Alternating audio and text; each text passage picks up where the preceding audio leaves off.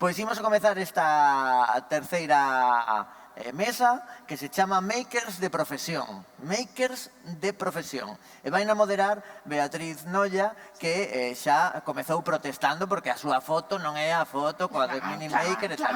Bueno, xa tes o micro activado, Bea, así que deixo nas túas mans. E xa nos presentas as persoas que tes aquí contigo. Falta unha persona. Sí, falta unha persoa, Manuel, que, bueno, tivo un pequeno problemiña e non puido achegarse. Entón, estades vos, de acordo?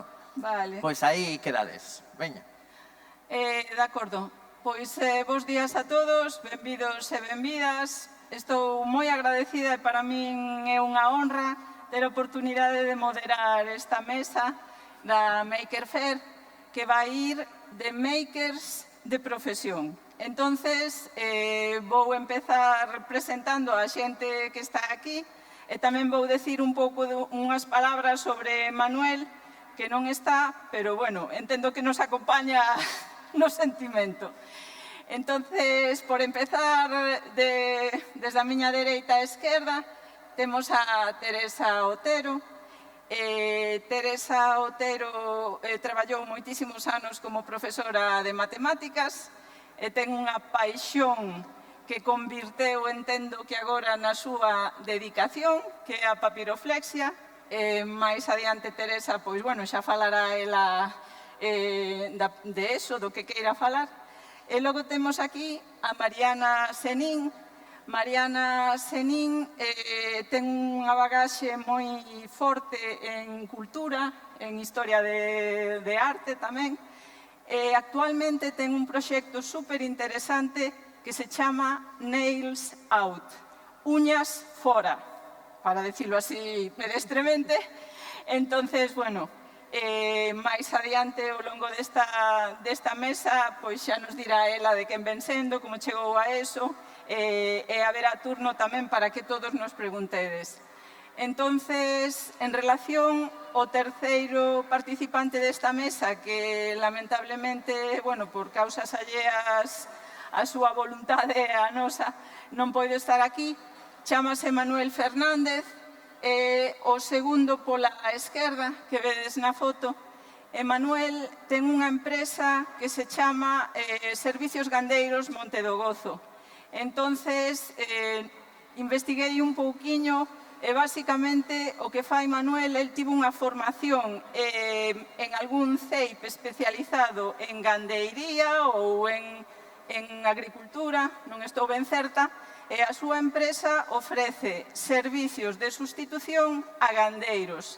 É dicir, un gandeiro ou unha granxa, unha explotación, se a persona que a leva por algunha circunstancia tense que ausentar, aí entra Manuel e o seu equipo e durante o tempo que esa persona falte, Manuel vai se encargar de todo.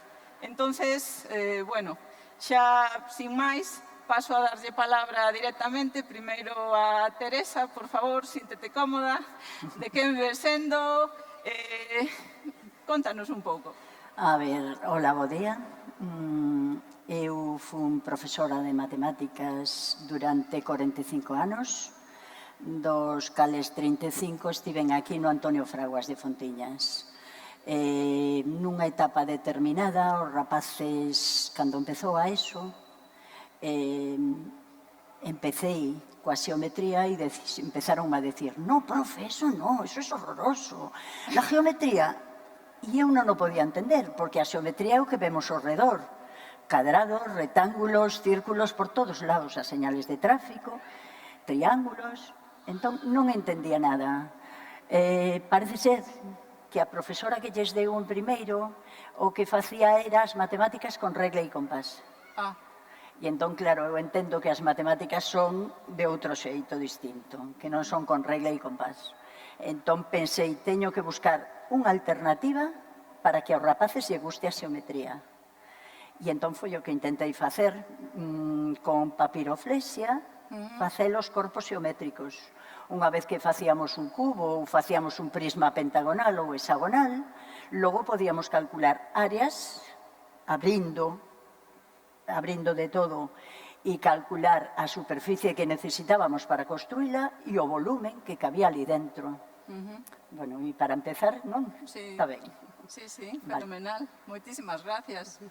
Mariana, por favor, ti de quen ves sendo? A ver, contanos. Pois eu partín efectivamente da historia da arte, pero bueno, o meu proxecto parte un pouco desas referencias visuais que fun adoptando e da idea de trasladalas ás manicuras, é dicir, de entender as uñas pois, como un lenzo máis, os esmaltes como un formato pictórico máis, e no que poder explorar pois, esa parte máis creativa e máis artística deste mundo. En realidade, eu cando acabei a carreira, que estudei aquí en Santiago, pois marchei a Barcelona e ali fixen un máster pois, dentro do campo da investigación e demais, e paralelamente descubrín que existía pois, este novo formato dentro da nail art, que non era todo pois, facer unhas uñas lisas, algo que ia e que vai un pouco máis al lado estético, da perspectiva como da beleza e do que ten que ser e tamén as uñas, esos cánones estéticos que tamén chegan ali incluso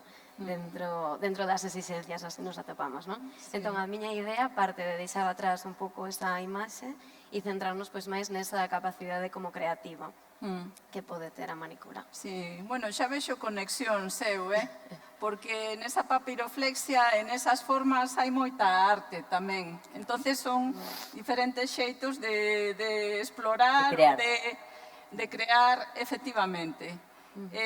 Bueno, un pouco seguindo o guión da mesa de hoxe, gustaríame preguntarvos, bueno, Teresa xa adiantou as dúas, en realidade, como xurdiu a idea, non? A pregunta sería agora, ao principio, pois que pasou? Foi fácil, foi difícil, a xente decía, pero esta está tola, non terá traballo suficiente, por exemplo, no caso teu, non terá suficiente con dar clase como para meterse nesto. Ou igual no teu caso, pois, que difícil, unllas, co pequenas que son, non sei, ti pensas que vas poder sair adiante de algún xeito. Entonces, bueno, non sei cal de vos quere empezar un pouco falando de como foron os principios. A ver, eu é que tiña o meu traballo e o único que fixen foi aportar algunha cousiña para que os rapaces lle fora máis entretido. E máis, bueno, despois, ao longo do tempo, pusena de optativa no centro.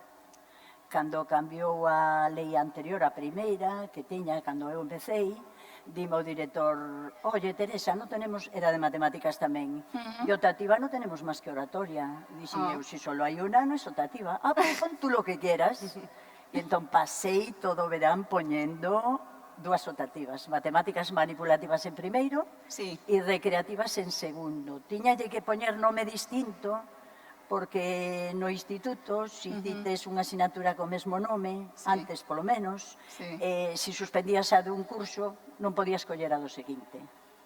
Tiñas que recuperala. Ou se non a facías en primeiro, non a podías coller en segundo. E entón, puxenlle nomes distintos, moi ben, o que pase que fui moi ambiciosa, fixen un proxecto amplísimo, que non só era papiroflexia, cadrados máxicos, distintas partes das matemáticas que non se dan no instituto e que son importantísimas. Eu tamén daba clase en Estalmat, estímulo do talento matemático, e ali dábamos cousas curiosas, relacionadas todas coas matemáticas e o cine, bueno, un montón de cousas. Entón intentei facer así cos rapaces, pero o que máis lle gustaba era o primeiro trimestre, que era o de papiroflexia. E o último ano xa todo o ano dixeron, non todo el año papiroflexia, profe. Gustaballes moito, porque, a ver, era entretido, creaban cousas e gustaballe. Cando foi o de Haití, a profesora de Educación Física... Disculpa, estáse referindo a que en Haití houve unha catástrofe, ese terremoto brutal, terrible, que devastou todo. Exacto, devastou todo e lamentablemente o país ainda non se está recuperando non está recuperado por motivos varios. Sigue, Teresa. Pois 3 profes decidimos que tiñamos que facer algo por Haití. E entón decidimos facer uns pins de casiña. Un papel blanco, a casiña era blanca e o tellado vermello, todo dun solo papel. Iba a traer unha casiña e esquecime. xuntamos 3.200 euros. Sí, unha campaña demos, de Pero donacións. viñan nais a aprender a facelas, rapaces. Hubo rapaces que fixeron máis de 100 casiñas. E hubo comercios de Santiago que se enteraron Sí. e nos pediron casiñas para vendelas. Unha farmacia que había a la arriba en San Roque, un montón de sitios nos Sí. pedían as casiñas para vendelas. Vendíamolas a €1, Sí, pero sí. claro, o que non queríamos era que fora, os rapaces aprendían a facelas, entón podían vendelas por libre e non queríamos que ganaran cartos desa forma. Xa. Entón, que facíamos? Despois de facer as casiñas, poñíamos o sello do instituto detrás e a profe de dibuixo poñía a man Haití. Entón, eran únicas e exclusivas. O papel tamén era único, que non o conseguían en ningún lado. Os meus fillos tiñan un taller de encuadernación e conseguimos un papel distinto que non houbera en ningún sitio. Sí. E, bueno, foron 3 meses que traballamos duramente, pero valeu a pena. Sí, E logo presentouse a un proxecto desos que hai da Xunta de non sei que e derannos o primeiro premio. Sí, igual de innovación. Polo traballo colaborativo, que se fixera, porque foron pais, alumnos, profesores, Sí. a sala de profesores, todo o mundo estaba facendo, todo o mundo quería facer. Sí. Sí, foi moi importante. Si me disculpas, Mariana, porque despois quero preguntas, por si non vou preguntar eu, ou incluso vou chamar, porque así de rata son, vou chamar para que alguén pregunte. Entonces, a mí pareceme interesante porque digamos que xustifica a escolla de Teresa como unha das panelistas hoxe. É dicir, argallar, facer algo polo ben da comunidade e compartilo con ela. De acordo, en aberto e absolutamente, dun xeito xeneroso. Vale, entonces ide tomando nota e logo a comunidade, tanto a comunidade esa papirofléxica como, pois bueno, a comunidade do instituto. Ao final foi unha comunidade moi E os extendida. pais, que viñan pola tarde dos xoves Sí. e as rapazas a facer casiñas. Todos Va. querían aprender a facelas. Ide tomando nota para as preguntas despois, as curiosidades. Bueno, Mariana, pois veña, a palestra é túa. E que para min foi un caso bastante diferente, era como máis ben a cuestión de ti partías, non, dese traballo como fixo e explorar como máis alá diso, darlle como unha volta, e para min foi como unha cosa de necesidade nun contexto, claro, as industrias culturais, que é un contexto pois, un pouco complexo de acceder e demais, e tamén eu tiña intereses como de facer cousas creativas máis alá da propia xestión, non? Sí. Entón, pois foi como darlle esa volta para poder buscar, non? Como podo atopar un traballo, darlle que sexa creativo, que este vinculado ao artístico, que sexa práctico, que me dea pois unha porta aberta, non? Ao mundo laboral. Entonces foi eso, pois aí o coñecer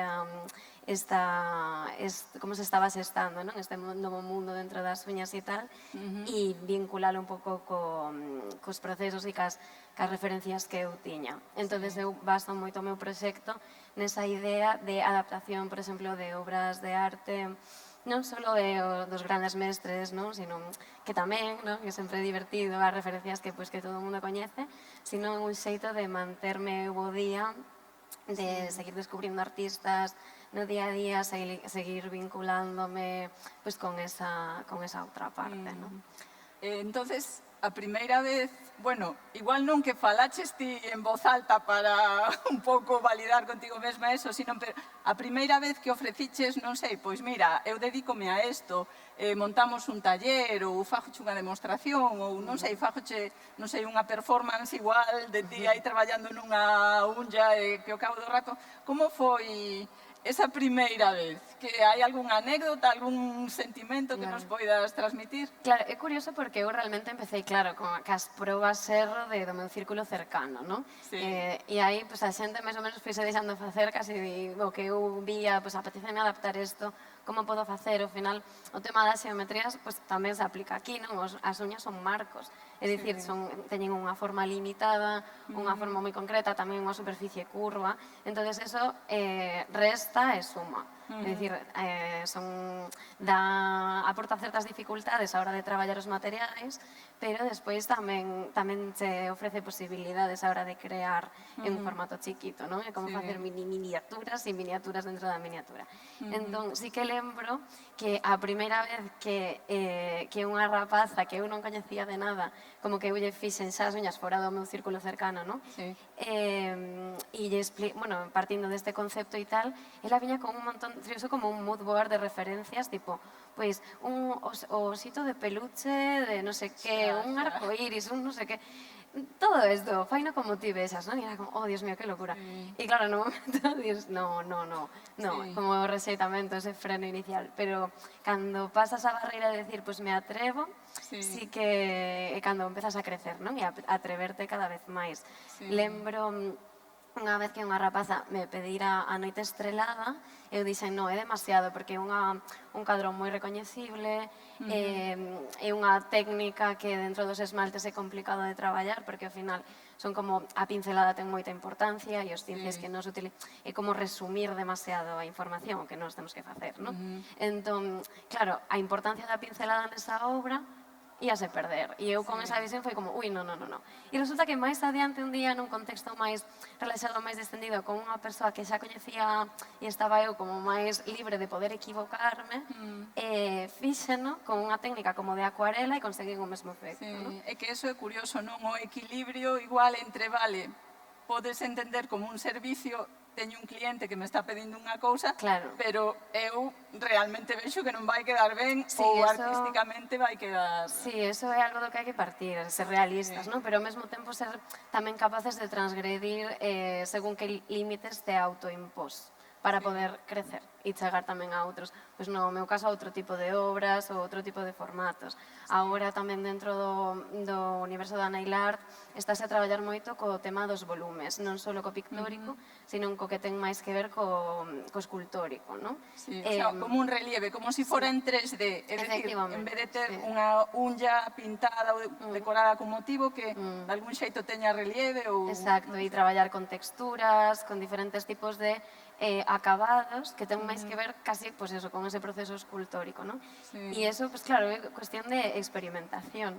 Entón, eu considero que empecé o meu proxecto pois experimentando e tal, e pensaba que de aquí a X tempo estaría xa controlo todo isto e en realidade non, é parte do proceso de que sexa interesante e iso que é unha constante evolución e experimentación, tanto en materiais como nas posibilidades que eu creo que pode ofrecer a disciplina. Pois moi interesante porque estás me dando pé á segunda pregunta. Momento actual e tamén, pois, a X meses, anos no futuro, pois, como te ves ti e como ves o teu proxecto, Nail Art?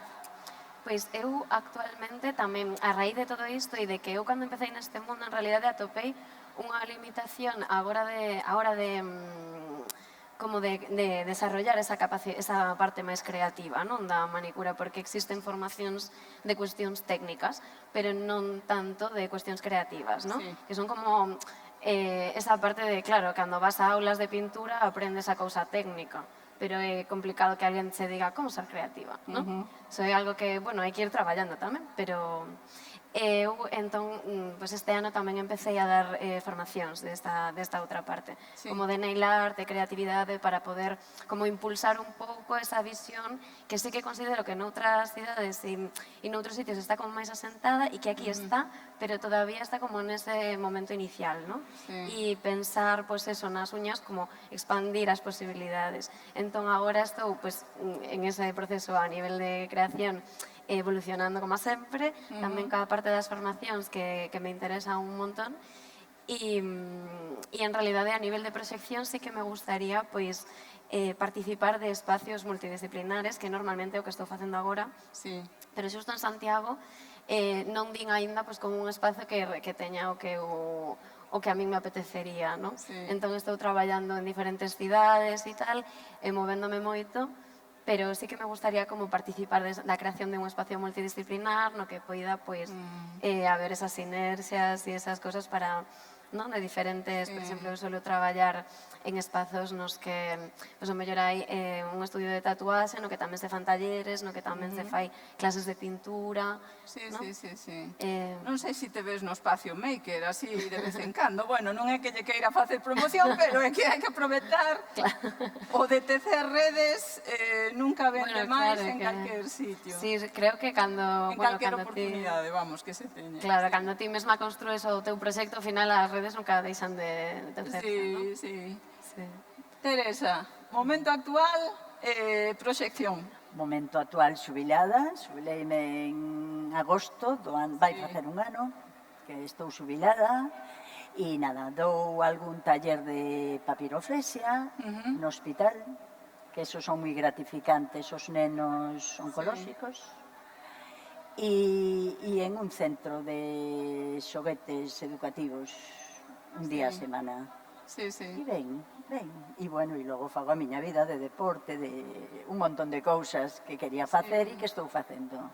Genial. Non, pero sí que non deixa de ser positivo e moi altruista eso de levar pois unha actividade como neste caso a papiroflexia ou encantoume cando dixeches o título da asignatura, matemáticas recreativas, porque para algunha xente é como un oxímoron, Claro, me que as vou recrear matemáticas- nas matemáticas. Entonces por aí estivo Matemáticas moi é un ogro, e entón Sí, era sí. outra forma de que viran as matemáticas desde outro punto de vista. ben. Sí, E sí, bueno, porque creamos moitas cousas, creamos as cúpulas de Leonardo, que son unhas tabliñas así de madeira, Sí. que teñen dous buratiños por un lado e dous polo outro, e móntalas, logo enseño vos fotos se queredes, e fanse cúpulas, 13 modelos de cúpulas distintas, sí. que os nenos montaban no patio e decían: profe, isto sirve de invernadero, porque se metían eles debaixo. Sí, sí, Fixemos o unipoliedro, que son os 5 sólidos platónicos, un dentro de outro, con variñas de aluminio, sí.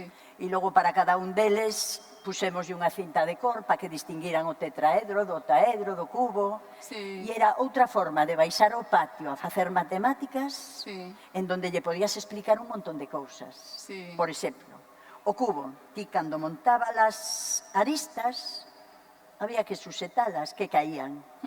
E cando montabas, por exemplo, as aristas de calquera, que os lados son triangulares, suseitábanse. Sí. Entón era unha forma de decirlle, mira, de o triángulo é unha estrutura indeformable. Sí. Como son as torretas de alta tensión? Como son, sabes? Vexo que moitos enxeñeiros e moitos arquitectos aí igual ou deseñadores beberon posiblemente a día de hoxe saíron desas clases, se cadra. Bueno, eu penso, non sei, unha das preguntas así xa casi para pechar e darlle unha oportunidade á audiencia de que, bueno, pois que se interese ou que queira saber máis é o asunto de en que non en que sodes diferentes, porque cada persona é única e orixinal, sino pois as vosas paixóns, os vosos negocios, neste caso a túa actividade, bueno, tamén empresarial, en que se diferencia de outra. Por exemplo, eu que sei, dun fontaneiro, ou en que se diferencia de, bueno, no teu caso, en que se diferencia de un profesor al uso, que es un profesor al uso, posiblemente sexa moita pizarra e clase, pouco saír ao patio, non? Pero, bueno, si podedes dar unha pincelada e logo xa abro o turno de preguntas. En que se diferencia de outros negocios ou actividades? Pois, a verdade non che sei decir en que Sí. se diferencia. Eu, desde logo, o que quería era que os rapaces aprenderan cousas. Sí. Como foran. Como fora. Quería que aprenderan. E non que memorizaran. Xa. Sempre estiven en contra do memorístico, porque apréndelo, escúpelo nun examen, e a semana non te acordas de nada. Sí. Entón, hai que coller un coñecemento entendendo, traballando e facendo cousas. Vale. Foi o Moi que ben. intentei sempre. Pois, parabéns. Por certo, se queres Sí. outro detalle, aquí A en ver. Área Central, Sí. no 2003, Sí. a Asociación de Papiroflexia, bueno, os de Papiroflexia de Santiago, fixemos un tiranosaurio rex a tamaño natural. 12 metros de largo Sí. y 6 metros de alto. Sí, sí, Estaba xusto na esquina oposta a esta, na Sí. diagonal, sabes? Sí, sí, Outro sí. extremo ali. Sí, Nunca tantas visitas hubo a área central como aquel ano. Sí, o Porque sea- era impresionante. A cabeza salía polas escaleiras esas de arriba, aquí Sí. polo burato, Sí, sí. e as patas eran altísimas. sí. Entón, imaginadevos, unha figura de 16 ou 17 plezas, non recordo. O papel tuverono que fabricar en Zaragoza. Sí. Foi o ano do Prestige, o Sí. 2003. Entón pararon as máquinas na fábrica de papel un fin de semana para Sí. fabricalo. Era de 7 metros de largo. Sí. Pero logo, cando nos veu o rollo de papel, non podíamos, non tiñamos un local en donde poñer un cadrado de 7 metros. Claro. E entón tivémolo que cortar a 5 metros. Sí. Con unha motosierra. Non había outra Nada, forma. esto é Chemaker total. Aquí, en el momento, como xusto Unha Marcos... motosierra, Exactamente. cortouse o papel e logo imaginadevos un cadrado de 5 metros facer unha diagonal, porque Sí, eu collo sí. un papeliño Sí. e fago unha diagonal e o único que fago é Sí. levar un lado o lado de enfrente. Mira, por exemplo, Claro. teño esta aquí empezado. Sí, Para sí. facer unha diagonal collo un vértice e levo o lado de enfrente. Sí. Pero como facíamos? Con 5 metros. Claro, entón era simpatiquísimo, porque collíamos así a esquina do papel fuerte, o papel era durito, Sí. collíamolo, lanzábamolo ao aire, Sí. o que o collía, que era eu, corría moito, iba a outro extremo, Sí. e os demais viñan de rodillas con plegadoras, Sí, sí. tratando de facer a diagonal. Papiroflexia, fitness e matemáticas. Unha combinación imbatible. Así que... Pasámolo Bueno. moi ben, sí, sí. A ¿Ves? creación foi impresionante. Genial. Moi ben, porque Pois, o da idea era un chico de Noia sí. que apagaba lume, era Sí, de sí. contraincendios, da brigada contra incendios. E tiña unhas más gordísimas, mira, pude traer os pendentes que me regalou el. Sí, sí. E que me regalou uns pendientes de bruxa na escoba con un papel de 5x5, así. Sí, sí. A bruxa e a escoba. Sí, sí. Impresionante. Impresionante. Bueno. Entón, el operaron dunha rodilla. E eu decía, yo consigo dinero, lo que haga falta, Sí. pero yo no pliego. Bueno, pois nada, terminei plegando, porque ele estaba operado da rodilla, el facíamos así un papeliño e agora decía, a ver, Teresa, ti que tes ideas? Como fago agora para facer esta cousa, esta doblez? Porque había dobleces complicadas. De pliegues fundidos, tiñamos un rapaz pequeno no grupo e o rapaz metíamolo por dentro do papel para que fora ali a colocar as cousas. Xa. Pero foi unha experiencia moi bonita. Mira, unha pregunta que Bonita. non é indiscreta. Vas a estar por aquí pola mañán ou hai algunha páxina web, algún sitio no que mira, Teresa, estou empezando en papiroflexia, a ver tal. Deixo vos o meu enderezo electrónico, Genial. Se queredes non Xa teño ningún sabes. problema. Vale, porque eso ten Non tela, teño ningún problema. Eso, dai salen unhas memorias ou como se fixo? Sí, bueno, pero traballamos en equipo, Ainda esta semana Sí, tivemos sí. unha reunión o grupo de Santiago, vamos. que Fenomenal. non- Bueno, Mariana, e ti? Pues Bueno, te voy a ¿Qué hacer esto para ti. diferencia? Espera, os lo Veña. hago para todos, venga. Sí, sí, no, pero a ver. Tengo otros compañeros aí que están dando un taller de papiroflexia. Non, pero por eso mismo, porque Pero- non é solo esta charla, Claro. é todo o día. Pero mentras ti vas facendo, Mariana, que nos Son conte 4 pasiños, en que Conta, te conta. en que te diferencias ou en que se diferencia o que estás facendo ti en Nails Out de outro emprendemento máis estándar. A ver, eu penso que con respecto a outro, bueno, dentro da nail art hai moitos tipos, cada unha ten pois a súa perspectiva e demais. Penso que neste contexto o meu valor diferencial, digamos, sería como esa perspectiva como máis creativa, como máis artística, Sí. e creo que non é tan común, polo menos por agora, neste contexto, non? E creo que o background este que eu teño da historia da arte e tal, e o non ter desconectado desa parte, é o que fai que o meu proxecto se diferencie o mellor de outros da miña área. E tamén esta cousa que comentaba ao principio, que para min é moi importante, que é como transgredir a cuestión da estética. Sí. É dicir que, aínda que sexa unha cousa que este como enmarcada dentro da contornada estética ou da área da estética e tal, para min non é o que eu lle intento dar importancia, creo que hai como unha serie de condicionantes aos que eu intento non aterme, potenciar moito máis esa parte artística e incluso a identificación do que cada unha poida levar, non? É dicir, este é o meu pintor favorito ou isto non ten por que ser tampouco unha cousa como de o pintor de non sei que, sino este debuxo que fixo a miña nena, non? Unha cousa que teña que potencia máis como esa parte, non? Como a parte creativa. E dime, bueno, non só o público, sino despois que vexa a web da Maker deste ano, onde podemos estar ao tanto das túas actividades, seguirte, dinos, tes Instagram como mínimo? Sí, eu móvome sobre todo por Instagram, é o que máis eu utilizo como unha especie de catálogo, creo que resulta moi útil polo formato que ten, e ali é onde podes seguir todo. Vale, tamén fenomenal. Os cursos e demais. Acabache xa. Esta muller é un fenómeno. A ver, aquí un aplauso para esta boca e tamén para Mariana. Non sei se temos tempo.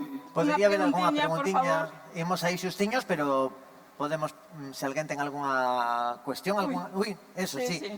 É o problema dos micrófonos nesta edición, que hai que estar sentadas. Bueno, eu anímovos a facer algunha pregunta. Non hai pregunta mala, solo respostas equivocadas. Así que, a ver, Eña, por favor. Alguén? Carmen. Que ti tes nenos. Algún neno aí con talento, con potencial, non sei, pois ou para o mundo das unllas salvaxes ou para o mundo da papiroflexia, dinos. Me imagino que cando plantexastes isto a nivel familiar de quero vivir desto, como encaixou o voso entorno, como vos apoiou ou non vos apoiou? Sí. Contestas, Bueno, Mariana? sí, bueno, no meu caso, a verdade é que moi ben, sempre foi como unha cousa que sempre tiven como liberdade para explorar estas cuestións, tamén a historia da arte e todo isto, ao final sempre tiven como ese apoio. E ti, Teresa? Non me lembro de que preguntou. Non, a pregunta é o entorno familiar. Si apoyou ou en algún momento dixo tes que parar, Teresa. No, mira, os meus fillos, eu cando aprendín a facer unha rosa de Kawasaki, que é espectacular, eu estaba plegando, a poñía así diante da televisión e metían mano queixón. Sí. Todo escondían, todo o que eu facía metían no queixón. Sí. E cando empezaron a ser mozos, mamá, me haces una rosa? Mamá, me haces no sé qué? Claro. Claro. Exacto. Ainda ahora me piden. Ainda ahora me piden e son maiores, pero... Vale, mira, si... Sí, perdón, é que estábamos aquí facéndonos No, finais. sí, a logística e a coordinación é fundamental. Entonces, eu antes de pechar, vou tomar a licencia de decir que Manuel Fernández ten unha páxina como mínimo en Facebook, Servicios Gandeiros. Non serás ti, Manuel? Non é. Manuel, non. Vale, que me chivaron por aquí. É doutra quinta, Manuel, non. A ver, decir que é unha mágoa que non poderamos contar con Manuel hoxe en persoa, pero que Manuel ten unha páxina en Facebook, SG Monte do Gozo, donde podedes botar unha ollada e contactar en caso de que teñades algunha inquedanza ou algún traballo, e non sei se debería decilo, porque igual non lle gusta, pero Galloso, visionario el, hai unha entrevista a Manuel de Galloso para o lugar que non ten desperdicio. Entonces, eu animo vos a buscala e a vela, porque realmente ilustra un pouco o momento eureka, o de facer comunidade e tamén esa flexibilidade, ese saber adaptarse. E onde a podemos ver? En YouTube? En Facebook. Ti vas ao Facebook? No seu propio Facebook? Sí, non sei se é no seu propio Facebook, pero ti buscas eso, entrevista al lugar, sale. Entonces, bueno, penso que xa non dá tempo para moito máis. Agradecervos a todos que atenderades esta mesa hoxe, agradecer as invitadas, van estar por aquí, senón a través da páxina da Maker podedes contactar con ela. Eso é todo. Un aplauso, non? Claro. Pois agora vamos pedir que vamos quitar a microfonía, vamos dar un pequeno agasallo á mascota da Maker para cada unha, tamén lle faremos chegar a Manuel, e imos facer unha foto, de acordo? Antes de rematar.